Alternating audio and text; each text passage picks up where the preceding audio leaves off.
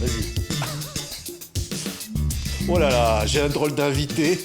Est-ce que je pourrais arrêter la toupie Bec BD? Mais Bec BD, on ne l'arrête pas. Non, bonjour Frédéric. Bonjour, je commence l'émission en état d'ivresse là. Vous êtes, ça y est, dans un état second. Bah, ça, c'est très agréable. Mes enfants adoreraient votre Oui. fauteuil, vraiment.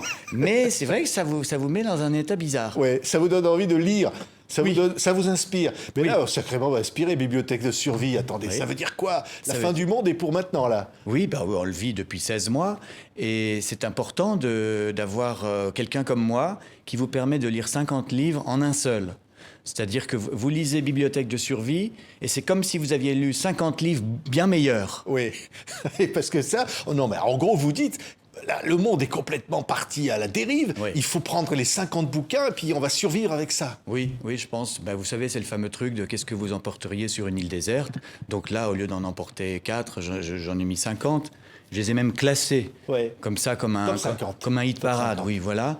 Et puis, que vous dire là-dessus? Je crois que oui, on s'est laissé faire un peu trop dans cet hygiénisme à la fois sanitaire et mental. C'est-à-dire que l'hygiénisme, c'est une idéologie.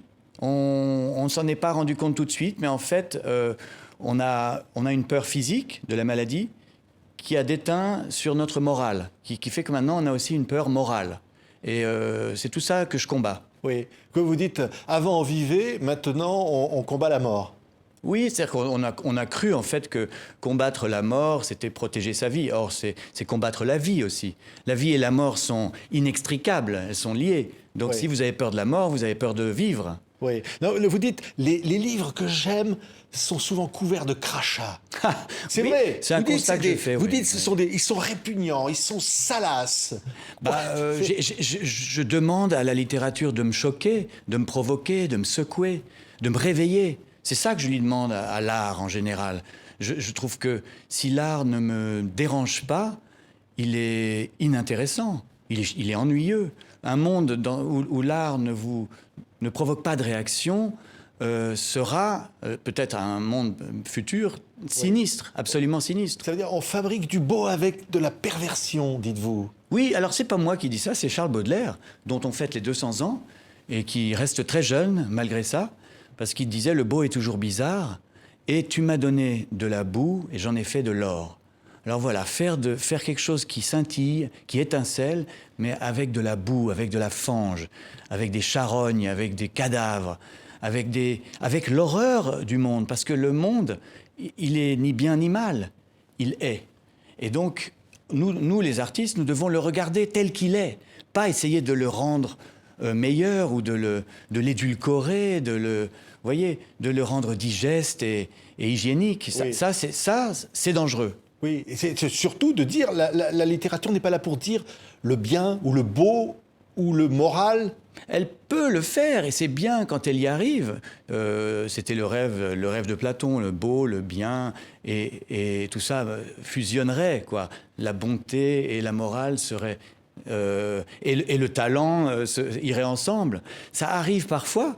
Dans mon hit parade, là, il y a par exemple Le Grand Maulne. C'est un exemple de conte de fées contemporain qui a quelque chose à la fois stylistiquement parfait et en même temps qui fait du bien. Mais ça n'est pas obligatoire. Vous pouvez aussi faire quelque chose de magnifique avec l'horreur, avec la réalité la plus choquante, la plus insupportable. Oui. Pas parce que pour ça, vous vous dites, au fond, tout ça risque d'être interdit, comme d'ailleurs les fleurs du mal de Baudelaire ont été Oui, interdites bien en sûr, leur temps. c'était On revient à ça. Baudelaire était la première victime de la cancel culture. On lui a fait un procès et on l'a condamné. On a interdit les 6 poèmes des fleurs du mal. Quand on les lit aujourd'hui, on ne comprend pas pourquoi.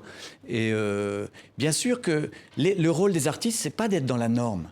C'est ça qu'il faut bien comprendre. Le rôle d'un artiste, c'est d'être déraisonnable, c'est d'explorer, de repousser les limites. Et donc, on ne peut pas faire ce travail-là si on est apeuré par les réactions de personnes sensibles, vulnérables et qui se scandalisent tous les matins. Oui, une société douillette, dites-vous. Oui. Une société ouin-ouin, c'est-à-dire quoi? Ça veut dire quoi? Bah, c'est la traduction que je propose pour la culture woke. La culture woke, donc ça veut dire se réveiller. Moi, je dis c'est la culture ouin-ouin. C'est une génération un peu de gens qui exagèrent leur sensibilité. Bret Easton Ellis, j'aime beaucoup ce qu'il dit. Il dit les homosexuels, les noirs, les personnes racisées ne sont pas des bébés pandas qu'il faut protéger. Pas du tout. Ce sont des gens qui sont forts. Il faut qu'ils soient forts. Il ne faut pas que tout le monde se victimise en permanence, comme si on était des espèces en voie d'extinction. Pas du tout. C'est l'inverse qu'il faut faire. Il faut que tout le monde soit libre, fier et puissant. Oui. Donc vous dites, au fond, on n'a pas seulement peur de la maladie, maintenant on a aussi peur d'être choqué. Oui, c'est ça. C'est comme si on était des gens tous très susceptibles. Et c'est d'ailleurs... Je ne sais pas s'il y a beaucoup de gens qui ont fait le rapprochement, mais moi, je pense que c'est la même chose, en fait, ce qui s'est passé avec le Covid-19 et avec la cancel culture, c'est la même chose. C'est-à-dire une espèce d'hyper-susceptibilité. On a peur de tomber malade et on a peur d'être vexé. Et donc, on essaie de se protéger par tous les moyens. Un des moyens pour la littérature, c'est la censure. Mais je crois que ce n'est pas la bonne démarche. Oui. Je pense que ce qui nous manque, en fait, c'est du courage. Il faut du courage, en fait, pour vivre, pour être heureux, pour être équilibré. On a besoin de courage. Et là, on est un monde de lâches. Oui, là vous nous parlez de La Belle au bois dormant interdite. Hein, Autant n'emporte le vent, jugé raciste. Oui. Maintenant, c'est Blanche-Neige, c'est un baiser non consenti. Oui. Donc, chaque cas est différent. Mais enfin, bon, dans le cas des contes de fées, arrêtons de croire que les contes de fées sont des histoires réalistes. Non, ce sont des choses imaginatives, ce sont des fictions. Et alors, c'est parfois très bizarre et très barré. Les psychanalystes ont souvent analysé les contes de fées. C'est vrai qu'il y a des tas de choses à dire là-dessus. Mais bon, ça reste une fiction. Calmons-nous, il ne faut pas s'énerver avec ça. Et quant à Autant en emporte le vent, c'est un roman qui reflète une époque. Une époque, certes, inadmissible. Il y a des choses inadmissibles. Autant emporte le vent, c'est un des premiers romans qui raconte la création du Ku Klux Klan. Donc, c'est évidemment extrêmement choquant. Mais ce livre a existé. C'est un grand roman aussi sur le sud des États-Unis, sur la guerre de sécession, sur l'amour. Et voilà, et on ne va pas enlever les chapitres qui provoquent, qui choquent. Vous citez aussi Comment faire l'amour avec un nègre sans se fatiguer de Dany Laferrière, devenu académicien, laïcien. Oui. Et alors vous dites, voilà, ça aussi, ça devrait être... Est-ce qu'il faut corriger ce mot, puisqu'il a été retiré du titre d'Agatha Christie, 10 petits nègres, qui est devenu Ils étaient 10. Donc, est-ce qu'il faut corriger Comment faire l'amour avec un nègre sans se fatiguer? Je ne sais pas... Je ne sais pas comment on peut changer ce titre. C'est un très très beau roman. C'était le premier roman de Dany Laferrière qui raconte justement comment un exilé haïtien qui est à Montréal veut séduire des femmes blanches pour se venger de l'esclavage. Donc c'est absurde et très rigolo. Et c'est un très beau roman et qui alerte les consciences sur le racisme. Mais ça, c'est très bien. Mais il faut oser employer les mots qui existent. Après, ce terme-là, franchement, moi, si j'entends quelqu'un l'employer devant moi, je vais me lever et je vais me battre parce que c'est du racisme. Donc c'est inadmissible. Mais dans une œuvre d'art, dans un roman en plus ancien, faut-il corriger le passé? Je ne crois pas. Oui, parce qu'au fond, vous vous dites, voilà, la séparation entre l'auteur et l'œuvre, parce qu'au fond, on s'en fiche de savoir qui était l'auteur. Vous vous dites, en tant que critique, ce qui m'intéresse, c'est l'œuvre. Voilà, alors attends, on s'en fiche pas. On s'en fiche pas si un auteur est un criminel, la police et la justice... Je suis politiquement correct, je m'opposerai à ce que des textes sexistes, racistes soient publiés, bien sûr. Oui, mais je pense que dans le cadre de la séparation entre l'œuvre et l'artiste, disons qu'elle concerne les critiques littéraires ou les personnes qui doivent exprimer un jugement sur une œuvre d'art. L'œuvre d'art, c'est la seule chose qu'on juge. Le citoyen, l'auteur, s'il commet des crimes, c'est à la police et à la justice d'en juger, pas aux critiques littéraires, et qui seraient d'ailleurs assez incompétents, franchement. Donc c'est tous ces mélanges-là qui me dérangent, parce qu'on juge trop vite, comme en meute en plus, avec cet anonymat merveilleux des réseaux sociaux. Donc on simplifie de façon un peu inculte et amnésique et en groupe. Et à visage bien caché. Ça fait un peu beaucoup. Je crois cette technologie numérique, elle met en danger la liberté d'expression, tout simplement. Et puis alors, vous dites au fond, une littérature qui serait dans le sens du bien, ça serait pas de la bonne littérature. C'est ce c'est... qu'on disait tout à l'heure, au fond. Oui, on ne fait pas de littérature avec de bons sentiments. Ça, c'est la phrase célèbre attribuée à Gide. Mais bon, peut-être que ça l'arrangeait, lui, justement, de dire cette phrase. En même temps, je ne suis pas contre le bien. Au contraire, j'essaie d'être un homme bien dans ma vie. Mais je remarque que je n'y arrive pas toujours. Et que j'écris là-dessus. J'écris sur cette faiblesse, cette maladresse, cette incapacité à être quelqu'un de parfait. Et c'est ça le sujet de la littérature, au fond. Oui. Voilà, c'est d'oser dire « j'aimerais être mieux, j'aimerais être meilleur, je n'y arrive pas toujours ». Il faut avoir l'honnêteté de dire ça. Je vois là des titres de livres qui sont on va en parler d'ailleurs, que j'admire, mais ce sont que des gens faibles, fragiles. Ce sont des gens qui ont essayé d'être meilleurs qu'ils n'étaient. Oui, Milan Kundera, par exemple, 3e dans votre classement. Oui. Beaucoup d'admiration. C'est important de parler de lui parce que tous les auteurs qui étaient de l'autre côté du rideau de fer, on leur demandait d'écrire des romans optimistes. Écrire un livre pessimiste, c'était puni. Il faut bien s'en souvenir, il n'y a pas si longtemps que ça, dans une grande partie du monde, si vous écriviez des phrases pessimistes, vous étiez considéré comme contre-révolutionnaire, comme un agent de la bourgeoisie, quelqu'un de décadent. On vous obligeait à écrire des phrases optimistes. Vous voyez, et on est en train d'y revenir. On est en train de revenir à ça aujourd'hui, alors qu'on est censé être dans des démocraties cultivée, érudite et libre. Oui, Molière, le malade imaginaire, et c'est très drôle ce que vous en dites, parce que ça nous ramène à ce qu'on vit en ce moment, oui.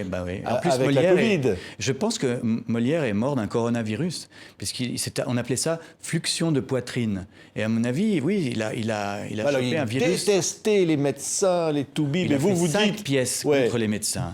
Vous dites, c'est les mêmes qu'on voit aujourd'hui sur les plateaux de télé. Oui, il y a des points communs.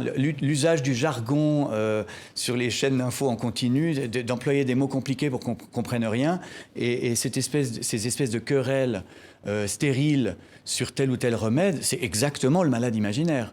Il y a l'aspect aussi...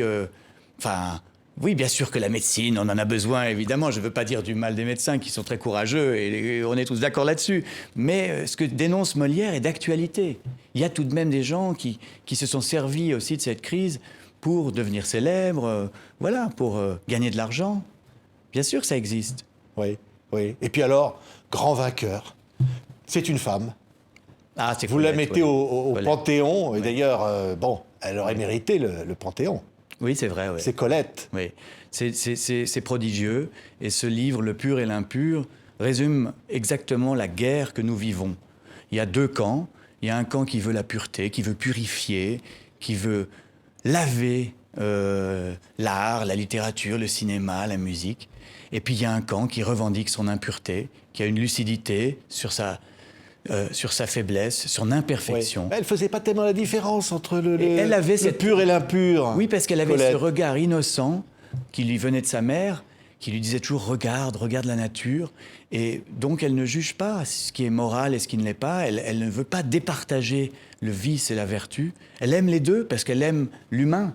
Et c'est ce qui fait de ce livre quelque chose vraiment d'un bijou absolument fascinant.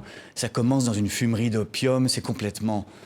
Le livre a été censuré à l'époque où il est sorti, en 1932. La parution en feuilleton a été interrompue parce que les gens étaient tellement scandalisés. Donc c'est vraiment un auteur, je crois, clé pour recentrer les choses aujourd'hui où on est un peu paumé. Et non, le pur et l'impur, malheureusement, font partie de nous. Oui. Et on doit l'accepter, c'est tout. Oui, numéro 1 au top 50. Des livres de survie de Frédéric Beigbeder. Mais est-ce qu'on se disait à l'instant sur Colette, vous vous rappelez le succès phénoménal qu'elle avait, la star qu'elle était, et puis vous en profitez pour dire aujourd'hui la littérature, bof. Disons que les livres qui sont en tête des ventes ne sont souvent pas d'une même exigence formelle. Voilà ce qu'on pourrait dire. Ce qui me manque un peu, c'est le style. Oui. Le style de Colette est d'ailleurs très simple. Elle emploie des mots simples, mais il y a toujours des images, une recherche. Oui. Vous dites que le XXIe siècle, il n'y a toujours pas de révolution dans la littérature. Oui, c'est vrai. Il ne se passe rien. Alors je cherche parce que dans mon livre, je parle par exemple de Jonathan Little. Je trouve que c'est un inventeur. Il est, avant-gardiste quand même dans ses choix. Je parle de Yasmina Reza, je parle de beaucoup d'écrivains contemporains. Mais c'est vrai que par rapport à 1921, 2021 est une année assez calme. On n'a pas l'impression de vivre une période de révolution syntaxique ou de bouleversement de la narration, etc. C'est quelque chose qui est... voilà, dans les années 20 du XXe siècle, c'était bien plus bouleversé, quoi. Il y avait vraiment une invention, une créativité délirante, quoi. Oui, pourtant on a eu l'occasion de lire. D'ailleurs, vous pouvez lire entre deux moments où on pouvait sortir, promener son chien en faisant le tour du commissariat. C'est à peu près la vision que vous aviez du confinement. Hein. Oui. Non, mais moi, évidemment, comme je suis écrivain, j'ai une vie confinée naturellement et volontairement. Mais je trouve tout de même épouvantable la façon dont on a vécu depuis 16 mois. Puis surtout l'interdiction des librairies, ça vous a rendu... Oui, il y a eu quand même 5 mois où on a été privé de ce qui fait l'essence de la France, pour moi. Pour moi, la France est un pays qui n'aurait jamais dû fermer les librairies. Il y a des pays qui ne l'ont pas fait. Donc pourquoi est-ce que nous, on a été si prompts à détruire ce qui est le cœur de notre âme? Nous sommes un pays littéraire.